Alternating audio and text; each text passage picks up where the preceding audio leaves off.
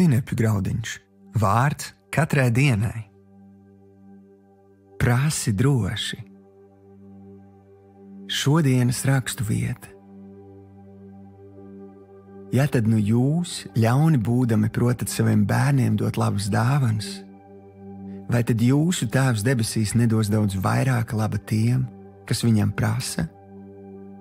Mateja evaņģēlijs, 7. nodaļa, 11. pants. Šodienas pārdomas. Kā tēvs, es zinu, ka nav neviena, ko es vēlos iepriecināt vairāk kā savus bērnus.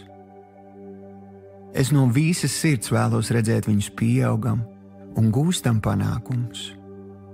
Ikdienā es daru visu, lai mani bērni justos mīlēti, lai viņi vēlētos nākt pie manis un runāt par saviem sapņiem un vēlmēm. Protams, es savam 5-gadniekam nenopirku akvalangu, jo viņš tam vēl nebija gatavs. Taču pārunājot, mēs nonācām pie piemērota risinājuma, kas iepriecināja mūs abus. Tieši tāpat tas ir ar mūsu debesu Tēvu. Viņš mūs ļoti mīl.